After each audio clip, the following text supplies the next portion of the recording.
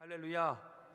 오늘 봉독한 말씀을 중심으로 하여 참된 안식처라는 제목으로 함께 은혜를 나누도록 하겠습니다. 오늘날 우리가 살고 있는 이 땅 가운데 가장 복되고 안전한 참된 안식처는 어디에 있을까요? 오늘 본문 말씀 가운데 보게 되어지면 바울과 바나바가 1차 선교 여행을 끝난 후에 안디옥에 돌아온 내용을 기록하고 있습니다. 그 당시에 선교 여행이라는 것은 오늘날에는 쉽게들 떠나지만 그 당시에 선교 여행이라는 것은 누구도 떠난 적이 없던 것이었어요. 그리고 목숨도 장담할 수 없는 그러한 상황, 그러한 환경 가운데 있던 것이 1세기의 상황이었습니다. 그럼에도 불구하고 오늘 말씀 가운데에 보게 되어지면 이 바울과 바나바가 안디옥에 돌아와서 그 성도들에게, 그 교회에게 이렇게 선교 보고를 하고 있습니다. 그들이 이르러 교회를 모아 하나님이 함께 행하신 모든 일과 이방인들에게 믿음의 문을 여신 것을 보고하고 기록을 하고 있어요. 1세기의 그 척박한 상황, 얼마나 큰 위기와 위험과 그리고 두려움이 있었겠습니까? 그럼에도 불구하고 오늘 27절을 보게 되어지면 하나님이 함께 행하신 모든 일, 그리고 이방인들에게 믿음의 문을 여신 것을 보고했다라고 이야기하고 있습니다. 위험이 있었다라는 거예요. 그리고 위기가 있었고 두려움이 있었지만 그럼에도 불구하고 그 모든 것을 능히 이기고도 남는 하나님이 함께 하심과 은혜가 있었다고 27절 가운데 믿음의 고백, 믿음의 간증을 보고하고 있는 것입니다. 그러나 사도행전 14장 19절에 보게 되어지면 사도 바울이 돌을 맞고 유대인들은 사도 바울이 죽은 줄 알고 버렸다라고 기록을 하고 있어요. 그럼에도 불구하고 이 사도 바울과 바나바는 하나님이 함께 행하심으로 말미암아 그곳조차도 가장 안전한 곳이었더라고 오늘 27절 말씀 가운데에 고백을 하고 있다라는 것입니다. 오늘 우리의 삶 가운데에도 마찬가지인 것입니다. 어떠한 환경과 상황과 고난과 어려움과 아픔이 있다 할지라도 그 가운데 하나님이 함께 하시면 그곳이 가장 안전한 곳이. 오늘 우리의 삶 가운데에 비대면으로 예배를 드리고 있는데 그 가정 가운데도 하나님이 함께 하실 때에 가장 안전한 곳이고 하나님께서 보호하시는 은혜가 우리의 삶 가운데에 넘치게 되는 줄로 믿습니다. 그렇다고 하면 오늘 본문 말씀을 통하여서 이 땅을 사는 성도의 삶 속에서 말씀하시는 가장 안전한 곳은 어떠한 곳일까? 첫 번째로 말씀하시는 가장 안전한 곳은 기도가 있는 곳이 가장 안전함을 이야기하고 있습니다. 오늘 본문 말씀 가운데 이 두 사도 바울과 바나바에게 있어서 이 안디옥이라는 곳은 어떠한 곳입니까? 기도가 있던 곳임을 이야기하고 있어요. 사도행전 13장 2절에 이렇게 말씀합니다. 주를 섬겨 금식할 때에 성령이 이르시되 내가 불러 시키는 일을 위하여 바나바와 사울을 따로 세우라 하시니 라고 기록하고 있습니다. 이 말씀이 무엇을 의미하고 있습니까?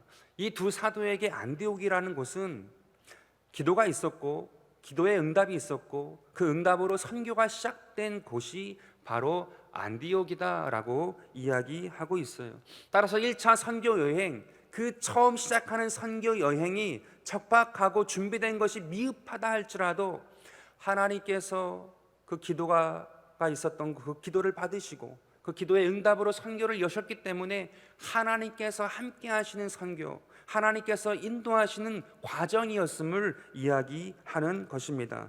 또한 오늘 본문 말씀인 26절에 이렇게 말씀합니다. 거기서 배 타고 안디옥에 이르니 이 곳은 두 사도가 이룬 그 일을 위하여 전에 하나님의 은혜에 부탁하던 곳이다 라고 이야기를 하고 있어요. 이 말씀의 뜻이 무엇을 말합니까? 안디옥을 떠난 지 2년여의 시간이 됐음에도 불구하고 이 두 명의 사도의 마음 가운데에 아직도 은혜가 머물러 있다라는 것이 영적인 고향이다라는 거예요. 그래서 2년여의 시간 동안에 수많은 사람들을 만나고 다른 환경을 경험하였음에도 불구하고 안디옥에 왔을 때에 영적인 재충전을 할 수 있는 은혜가 있었음을 이야기하고 있습니다. 따라서 이 두 명의 사도에게 이 안디옥은 어떠한 곳이었나요? 기도가 있었고 가장 안전한 곳이었다라는 거예요. 오늘 우리의 삶 가운데도 마찬가지입니다. 어떠한 장소, 어떠한 환경이라 할지라도 내 마음 가운데 주님을 기억하고 주님을 바라고 기도할 수 있다라고 하면 그것이 가장 안전한 곳이, 우리가 함께 모여서 기도할 수 있다라고 하면 그것이 가장 안전한 곳이, 우리가 떨어져 있다 할지라도 그 가운데서 주님을 바라고 기도할 수 있다라고 하면 그것이 가장 안전한 곳임을 믿습니다. 잠언서 1장 33절에 이렇게 말씀하세요. 오직 내 말을 듣는 자는 평안히 살며 하나님의 말씀을 듣는 자는 평안히 산대. 그리고 재앙의 두려움이 없이 안전하겠다라고 이야기하고 있습니다. 또한 잠언서 18장 10절에 이렇게 말씀합니다. 야훼의 이름은 견고한 망대라. 의인은 그리로 달려가서 안전함을 얻느니라. 기도가 있는 곳, 주님과의 대화가 있는 곳, 주님을 의지하는 그곳이 가장 견고한 망대요 안전한 곳임을 오늘 우리 가운데에 이야기하고 있습니다. 조지 뮬러 목사님의 간증을 너무나도 많이 들어서 알고 있죠. 근데 이 목사님이 그러한 기도원을 하면서, 고아원을 하면서 있었던 그 5만 번의 기도를 통해서 이루어진 그 간증 이전에 그 개인의 삶 가운데 이 기도를 통해서 응답되어진 2번의 터닝 포인트가 있다라고 기록한 것이 있어요. 전기 가운데.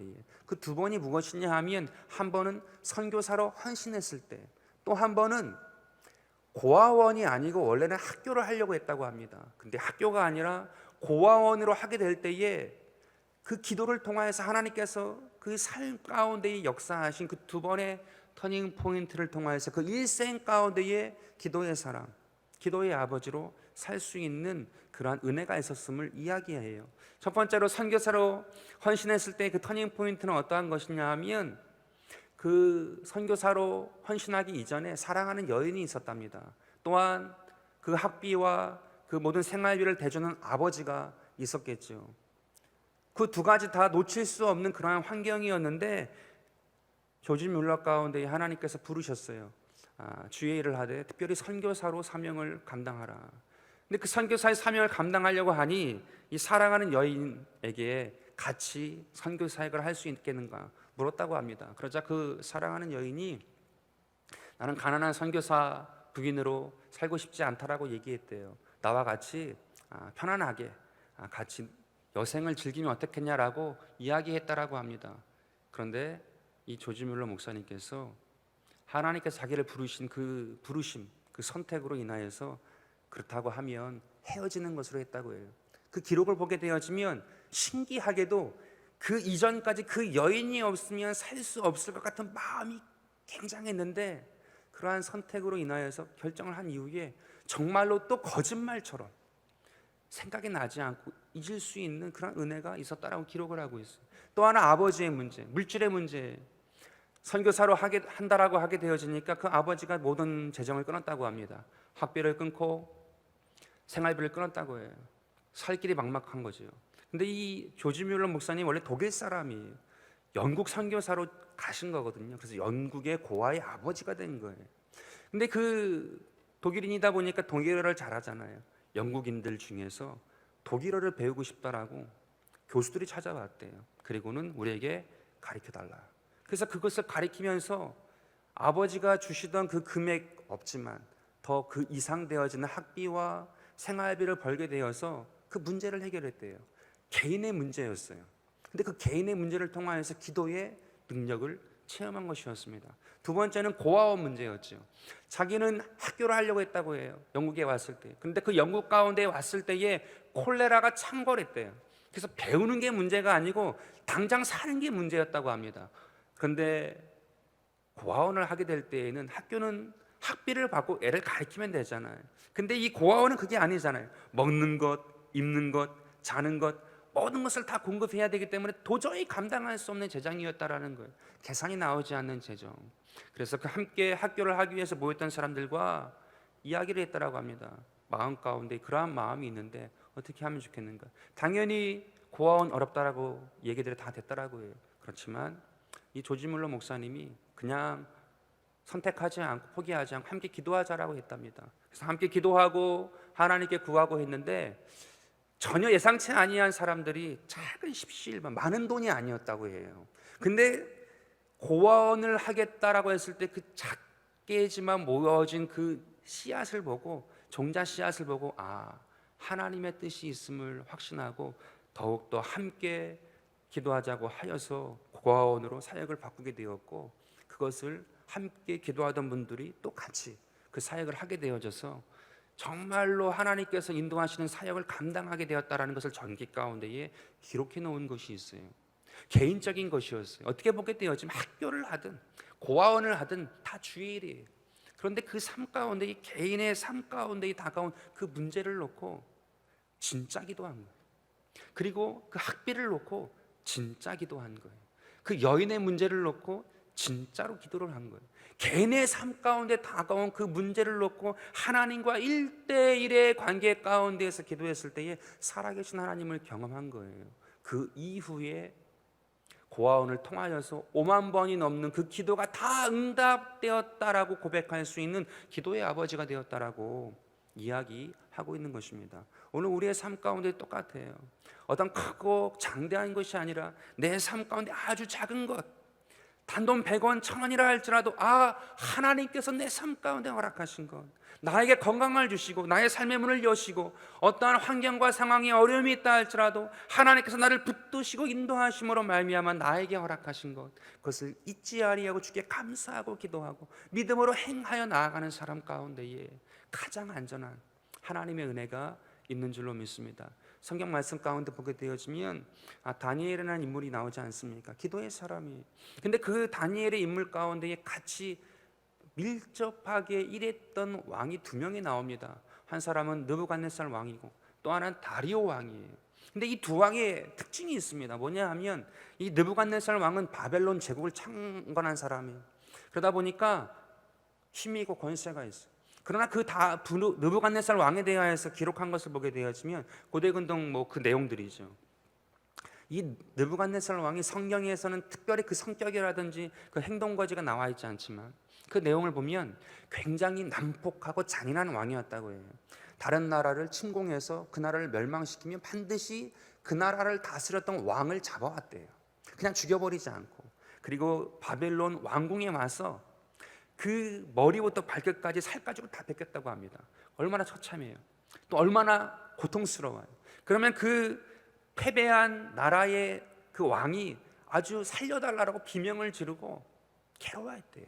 근데 그것을 보면서 살려달라고 외치고 비명 지르는 것을 보면서 껄껄껄껄껄 호탕하게 웃었던 사람이 느부갓네살 왕. 즐거웠대요. 그걸 즐겁게 봤다라고 해요. 즐겼던 거지요. 그런 사람이 느부갓네살 왕이었다고 합니다. 따라서 그 밑에서 다른 나라 멸망당한 나라에 끌려온 포로예요. 다니엘이 그 느부갓네살 왕 앞에서 자기의 소신을 지키고 기도하는 사람으로 남는다라는 것은 있을 수 없는 일이에요. 또한 다리오 왕은 어떠한 왕이었는가? 그 내용을 보게 되어지면, 성경을 보게 되어지면 참소하는 자들이 기록되어 있어요. 참소가 많았던, 그 주변에 사람이 많았던 왕이 다리오 왕이에요. 이 다리오 왕은 메대와 바사를 통해서 바벨론을 멸망시키지 않습니까? 특별히 메대와 바사가 연합해서 바벨론 왕국을 멸망시키는데 이 메대 나라의 왕이었던 사람이 다리오 왕이에요. 그러나 실질적으로 메대와 바사 연합군의 실권을 가지고 있던 사람은 바사 제국의 고레스 왕이었거든요. 바사는 오늘날로 말하면 페르시아예요. 더 큰 제국이고 강력한 군사력을 가지고 있던 것이 페르시아였는데 고레스가 바로 왕이 되지 아니하고 제국의 황제가 되지 아니하고 희한하게 다리오 왕을 세웠어요. 그 내용이 무엇인가? 그 문서들을 보게 되어지면 이 메대의 다리오 왕이 고레스 왕의 외삼촌이었다라는 기록이 나와요. 그리고 나중에 고레스 왕은 이 외삼촌이었던 다리오 왕의 딸과 또한 결혼도 한다라고 기록이 되어 있거든요. 따라서 이 고레스 왕이 자기가 왕이 될 수 있음에도 불구하고 외삼촌인 다리오에게 먼저 잠깐 왕을 하십시오, 같이 연합했으니까 그러한 어떤 배려를 받은 거거든요. 따라서 이 다리오 왕 가운데에는 느부갓네살 왕 같은 그러한 통치력을 가지고 나갈 수 없는 상황이에요. 그러자 그 주변에는 많은 신하들이 있었고 그 신하들의 내용을 귀담아 듣는 그런 상황이었던 것이요. 그런 상황 가운데 한 사람 다니엘, 자기의 소신을 가지고 기도하기가 쉽지 않아요. 자기의 생각을 가지고 나아가기가 쉽지 않아요. 참소하는 사람들이 많아요. 그럼에도 불구하고 내용을 보게 되어지면 느부갓네살 왕 때에는 다니엘서 1장 8절 말씀 가운데 뭐라고 기록되어 있습니까? 뜻을 정했다고 해요. 그런 포악하고 난폭한 왕이 있음에도 불구하고 자기의 뜻을 세우는데 그 뜻이 왕이 주는 포도주와 왕의 진매를 먹지 않겠다고 이야기를 해요. 금식하겠다라는 것입니다. 채식을 먹는 금식을 하겠다라는 거예요. 그렇지만 하나님께서 그것을 받으시고 누구보다 윤기가 나는 사람으로 하나님께서 받으시잖아요. 어떻게 그렇게 되어집니까? 기도했을 때 그렇게 된 거예요. 뜻을 세울 수 없는, 기도할 수 없는 그런 환경과 상황이었지만 가장 안전한 삶이 무엇인지, 가장 하나님께서 도우시는 삶이 무엇인지 다니엘은 안 거예요. 다리오 왕 때도 마찬가지. 참수하는 자들이 다른 신에게나 누구에게 절을 하게 되어지면 죽이자고 했어요. 사자굴에 던지자고 했어요. 그럼에도 불구하고 자기를 관심 있게 보고 주목하고 있다는 것을 알면도 불구하고 하루에 3번 가장 높은 곳에 올라가서 창문을 열고 예루살렘을 향하여서 기도했다라고 얘기하고 있어요. 그의 삶 가운데 가장 안전한 것이 무엇인지, 그의 삶 가운데 가장 주님께서 함께 하시는 그 은혜가 무엇인지 다니엘은 결코 한순간도 잊지 아니한 거예요. 참수하는 자들이 있음에도 불구하고 그러할 때에 하나님께서 그를 보호하셔서 사자굴에서도 그의 사자들의 입을 막으셔서 다니엘을 끌어내어 주시고 하나님께서 함께하고 계심을 증거내거든요. 다리오 왕이 그렇게 말합니다. 내용을 보게 되어지면 살아계신 하나님의 종 다니엘아, 네가 믿는 하나님이 너를 건지셨느냐. 다리오 왕, 이방의 왕이었던 다리오도 신앙 고백을 하게 만드는 사람이 이 다니엘 왕이었다라는 것입니다. 어떻게 그럴 수 있었습니까? 가장 안전하다라는 거예요. 가장 복 있던 사람이다라는 거예요. 그러할 때에 하나님께서 함께 하시는 것을 나타낸 사람이 바로 이 다니엘이었던 것입니다. 오늘 우리의 삶 가운데도 마찬가지 아니겠습니까? 우리의 삶과 상황과 환경과 여건은 계속해서 바뀌고 계속해서 어렵지 않습니까? 또 어떠한 것이 우리의 삶 가운데 계속해서 문제를 일으키지 않습니까? 그럼에도 불구하고 우리의 삶 가운데 가장 중요한 게 있어요. 기도하는 사람. 기도하는 사람을 통하여서 가장 안전한 것이 이루어져요. 기도하는 한 사람을 통하여서 하나님께서 역사하시는 것이 이루어져요. 그래서 모든 사람 가운데 평안을 경험하고 생명을 얻되 풍성히 얻는 은혜를 누리게 되어지는 거예요. 우리가 다 어렸을 때 경험들이 있으시잖아요. 이렇게 산에 올라가다 보게 되어지면 시냇물이 있지 않습니까? 깨끗한 시냇물. 그러면 우리가 장난치고 싶잖아요. 막 헝클어뜨리고 싶잖아요. 근데 막 헝클어뜨립니다. 그런데 잠시 지나면 깨끗해졌어요. 작은 물줄기라 할지라도 퐁퐁퐁퐁 솟아나는 그러한 물줄기라 할지라도 시간이 지나면 그 진흙탕 되었던 그곳이 깨끗해져요.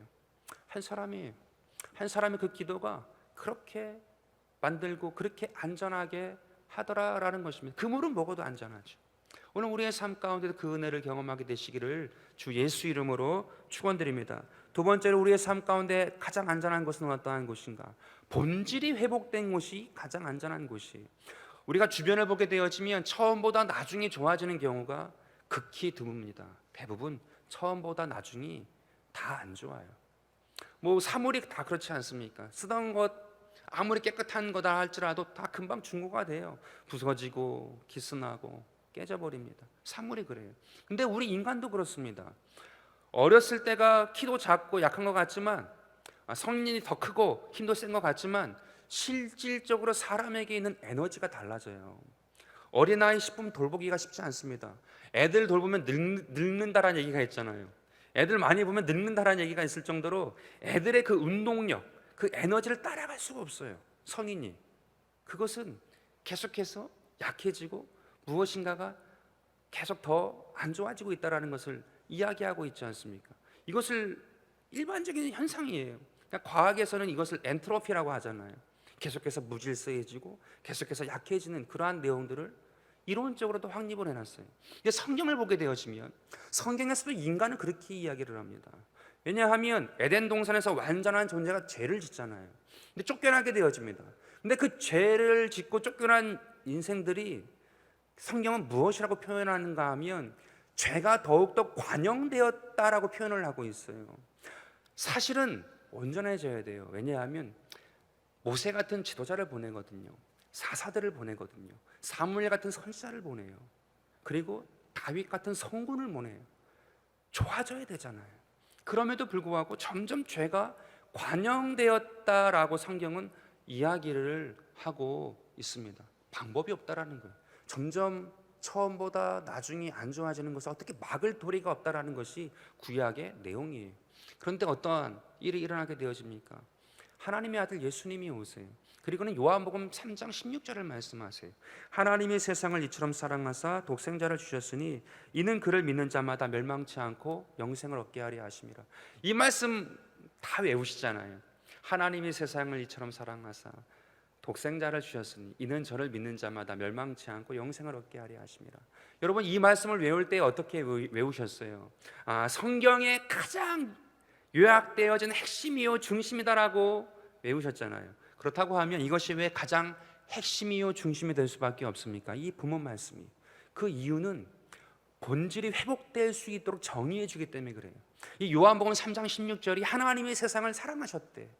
그리고 독생자를 보내주셨기 때문에 그를 믿는 자마다 멸망치 않고 영생을 얻는다, 영생을 얻을 수 있다라고 본질을 회복할 수 있는 하나님의 자녀로 회복할 수 있는 것을 말해주기 때문에 핵심이요 중심이 되는 그러한 내용임을 이야기하고 있는 거예요. 그 누구도 못했어요. 근데 예수 그리스도가 오심으로 말미암아 우리 가운데에 본질을 회복할 수 있는 모든 세상의 것들이 처음보다 다 쇠퇴해지는데, 무질서해지는데, 깨어지는데 예수님께서 오셔서 회복할 수 있어.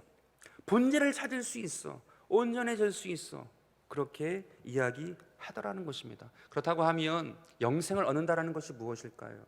여러분, 영생을 얻는다라는 것, 영생을만을 얘기하는 게 아니라 영생을 얻으리라 이렇게 얘기하시잖아요. 영생을 얻는 것이 무엇이냐? 이것은 잃어버렸던 본질을 회복하는 것이고 빼앗겼던 본질을 되찾아오는 거예요. 여러분, 이것을 행할 수 있는 것이 무엇입니까? 회개예요. 회개를 통하여서 우리의 본질이 회복되는 거예요. 회개를 통해서 나의 삶 가운데에 이전보다 엉클어지고 이전보다 깨어진 그 본질이 돌아올 수 있다. 다시 찾을 수 있다. 다시 회복할 수 있다라고 오늘 우리 가운데에 이야기하시는 것입니다. 이사야서 1장 18절 말씀 가운데 이렇게 말씀하세요. 야훼께서 말씀하시되 오라 우리가 서로 변론하자. 너희의 죄가 주홍 같을지라도 눈과 같이 희어질 것이요 진홍같이 붉을지라도 양털같이 희게 되리라. 에덴 동산에 있었던 아담과 하와, 범죄하기 이전에 그들의 모습은 양털이에요. 흰 눈이에요. 그러나 범죄하였을 때 그것이 다 주홍같이 되었고 진홍같이 되었다라는 것이지요. 또한 시편 51편 7절에 이렇게 말씀합니다. 우슬초로 나를 정결하게 하소서. 내가 정하리이다. 나의 죄를 씻어주소서. 내가 눈보다 희리이다. 다윗도 고백을 합니다. 하나님께서 나의 삶 가운데에 정말 좋은 것들, 아름다운 것들, 복된 것들을 허락하셨는데 그 죄로 인하여서, 그 밧세바와의 범죄로 인하여서 그 모든 것들이 깨어지고 무너지고 그런 것들이 허물어졌을 때에 하나님, 나를 희게 하여 주시옵소서. 나를 새롭게 하여 주시옵소서. 죄를 씻어달라고 기도하는 거예요. 본질을 다시 찾아달라고 이야기하고 있는 것입니다. 물론 우리의 삶 가운데 다 똑같아요. 내가 누구인지, 어디에서 와서 무엇 때문에 삶이 어디로 가는지 내 삶 가운데 내가 스스로 답을 할 수 있으면 그 사람은 흔들리지 않습니다. 어떠한 위기, 어떠한 어려움, 어떠한 고난, 어떠한 난관이 온다 할지라도 그 사람은 반석 같은 사람이에요. 예전에 제가 사역할 때에 20여 년간 그 아프리카에서 선교하신 여자 선교사님하고 잠깐 사역을 한 적이 있어요. 그래서 어느 분 사역한 다음에 한번 물었습니다. 목사님, 어떻게 아프리카에 가셨어요? 왜냐하면 그분이 그 미국 시민권자거든요. 그러니까 어렸을 때에 온 가족이 미국으로 갔대요.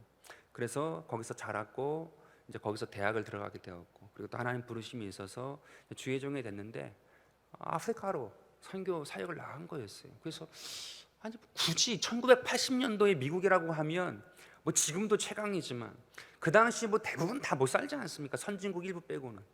근데 그 가장 좋은, 가장 안전한 미국, 거기서 사역해도 되잖아요. 거기서 하나님의 부르심이 있었으니까 주의 종으로 살면 되잖아요. 근데 굳이 아프리카 왜 가셨습니까? 이렇게 물었어요. 그랬더니 그 선교사님이 이렇게 씩 웃으면서 하시는 말씀이 그래요. 주님 계신 곳이 가장 안전한 곳이기 때문에 아프리카에 갔다라는 거예요. 주님께서 나를 부르셨을 때에 그 마음을 주시더라는 거예요. 자기 남편도 미국 남자인데 이제 목사님이죠.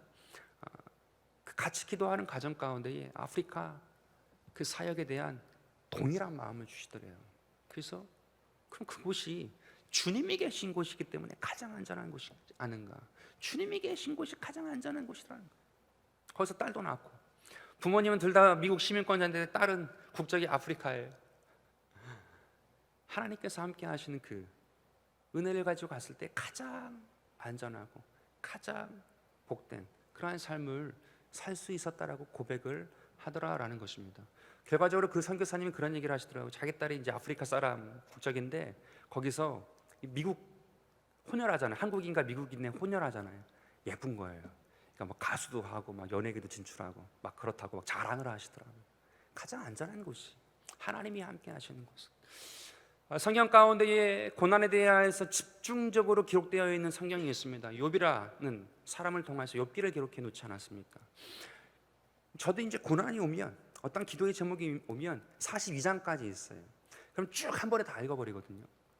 도대체 이 고난에 대하여서 주님은 뭐라고 말씀하시는가? 특별히 욥을 통하여서 주님이 말씀하시는 것이 무엇인가? 이전 한글, 개역 한글을 보게 되어지면 욥에 대하여서 동방의 의인이라고 기록을 해놓고 있습니다. 온전한 자다라고 기록을 해놓고 있어요. 흠이 없는 자다라고 기록을 해놓은 것이죠.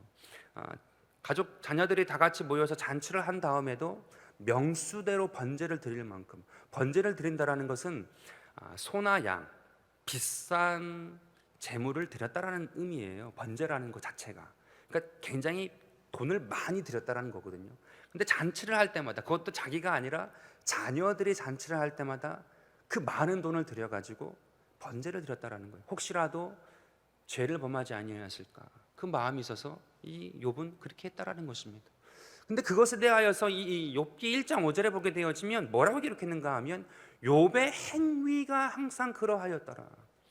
그러니까 동방의 의인이라고 그 1절 서두에 기록을 해놓고 명수대로 번제를 드렸다, 그 내용이 있은 이후에 1장 5절에 그의 행위를 기록해요. 그의 믿음이라고 하지 않고 그의 행위가 항상 그러하였더라. 그럼에도 불구하고 그는 의인이었고 그는 아주 좋은 사람이었다라는 거예요. 근데 고난이 다가오지 않습니까? 자녀들이 다 죽어버려요, 한순간에. 또한 재산이 다 없어져 버려요. 또한 사랑하는 아내는 욕하고 떠나버렸습니다. 남은 것이 아무것도 없어요. 이제 자기 몸에 남은 거는 병든 몸이죠. 병만 남았어요. 그리고 호흡이 하나 붙어 있는 거. 병이 남아있고 호흡만 남아있는데 그 상황 가운데서 그가 고백하는 고백이 3장 25절에 이렇게 기록이 되어 있어요. 내가 두려워하는 것이 내게 임하고 내가 무서워하는 것이 내게 미쳤구나. 내게 왔다라는 거예요. 두려워하는 것이 내게 임했고 무서워하는 것이 내게 미쳤다라고 이야기를 하고 있어요. 저는 이 1장 5절과 3장 25절이 너무나도 거리가 큰 거예요. 근데 이것이 이해가 됐어요. 어떻게 이해가 되는가 하면 이 욥이라는 사람은요, 지금으로 말하면 너무나도 훌륭한 신앙인이에요. 한 번도 예배를 빼놓지 아니하는 성소주의를 하는 사람입니다. 그리고 많은 헌금을 드리는 사람, 이것만을 가지고도 칭송받을 만한 사람이에요. 뭐 특별히 나쁜 일 하는 사람도 아니고, 그리고 더군다나 이 사람은 매너까지 좋은 사람이, 모든 사람들이 흠모할 만한 사람, 그 사람이 욥이었다라는 거예요. 근데 그의 행위에 대해서 이야기하는 것은 무엇이냐? 그의 그를 볼 때에 그런 겉사람만으로도 충분히 좋은 사람, 믿음 있는 사람, 훌륭한 사람, 의인이다라고 불릴 만한 사람이었다라는 거예요. 근데 3장 25절의 내용은 무엇이냐 하면 속사람을 여지까지 쓰지 않아도 이 겉사람만으로도 충분히 사람 앞에, 하나님 앞에 나아갈 수 있었던 욥이었는데 이제는 속사람을 쓰지 아니하고는 자기를 표현할 길이 없어요. 이 3장 25절은 속사람의 소리예요. 그 속 가운데 있는 것을 가지고 드디어 쓰기 시작해요. 드디어 말하기 시작해요. 하나님께 탄식을 해요. 하나님께 원망도 해봐요. 하나님 왜 이러한 일이 다가왔습니까? 질문도 해봐요. 하나님 이 일이 어떻게 내 삶 가운데 다가온 것입니까? 특별한 잘못이 없어요. 특별한 죄가 없어요. 그런데 그 3장 25절의 내용을 비추어 보게 되어지면 여태까지 그 속사람을 쓰지 아니하여도 됐던 그 모든 것이었는데 이제 속사람을 가지고 하나님께 질문하기 시작합니다. 그리고 3명의 친구가 오지 않습니까? 또 엘리후까지 와요. 젊은 사람. 가시와 같이 찔러요. 겉사람을 가지고 충분히 좋은 관계를 맺었고 좋은 교제를 했던 친구들이었는데 모든 것이 사라지고 난 다음에는 그냥 가시 같은 친구들이에요. 속사람으로 얘기하지만 얘기가 되지 않아요. 계속해서 핀트가 빗나가요. 대화가 되지 않아요. 이 욥의 고난은 무엇을 말합니까? 누구도 경험해보지 못한 그 속사람이 살아나는 거예요. 그 속사람이 깨어나는 거예요. 그 고난을 통하여서 그 욥의 삶 가운데에 진정으로 하나님과 함께하는 사람이 누구인지, 하나님으로 말미암아 사는 사람이 누구인지 깨닫게 되어지는 거예요. 본질을 찾기 시작했다라는 거거든요. 그래서 욥의 고난이 굉장히 중요한 것입니다.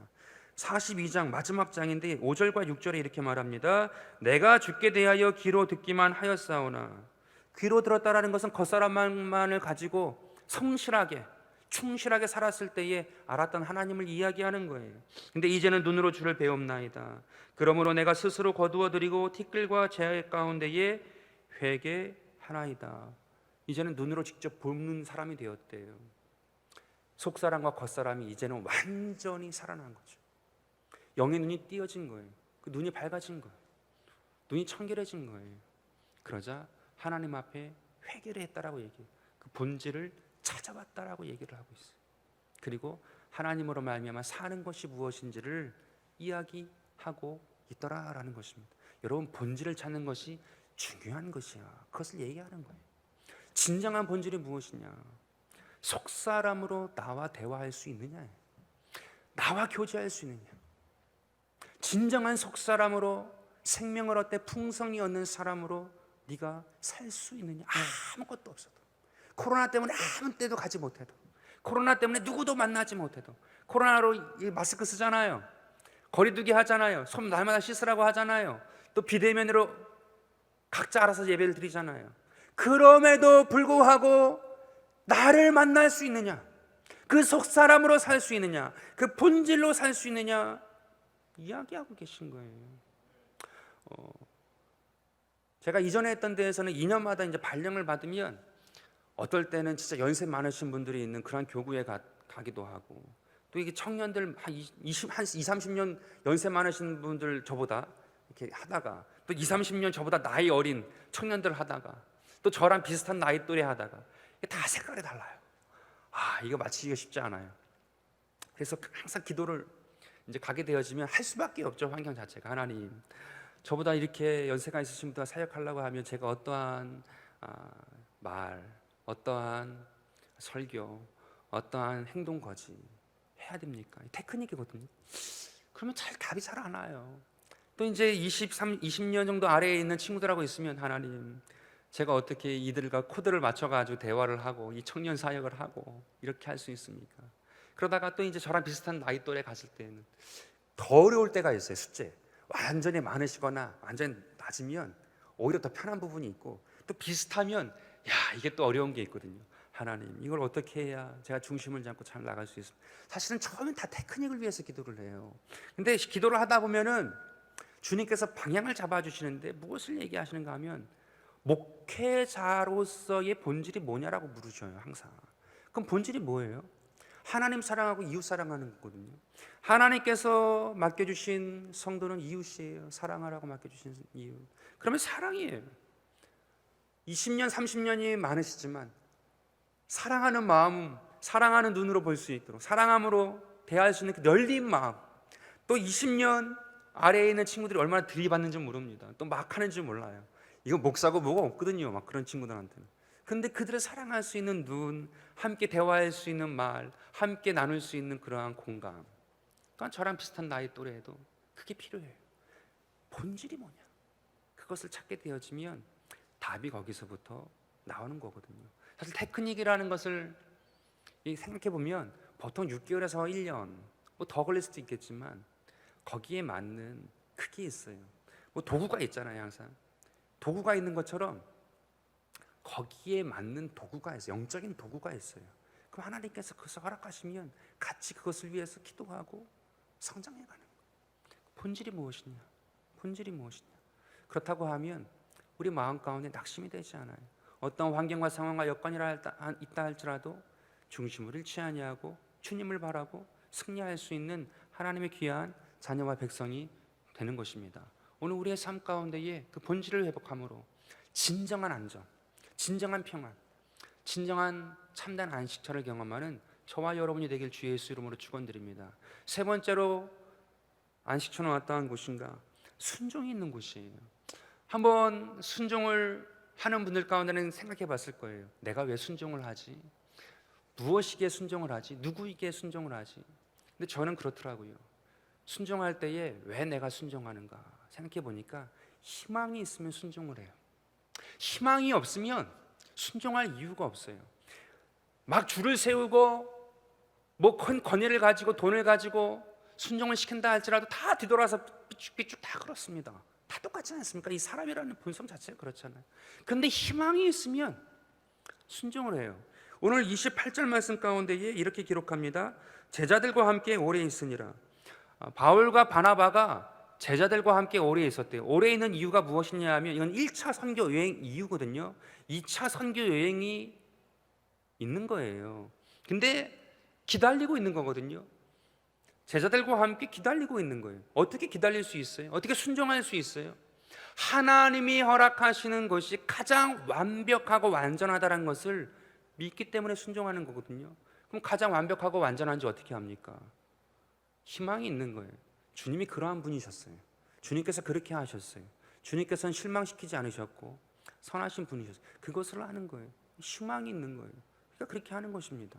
여러분, 우리가 부모가 자녀를 볼 때도 그렇지 않습니까? 순종하는 자녀를 보게 되어지면 희망을 느껴요. 또 순종하는 자녀는 순종하는 이유가 부모에게 희망이 있기 때문에 순종하는 거예요. 부모가 완전히 폐역하고 완전히 깨져 있고 그렇게 되어 있으면 순종 안 하죠. 진정한 순종은 어디서 나오는가? 그 마음 가운데에 희망이 있으면 순종하는 거예요.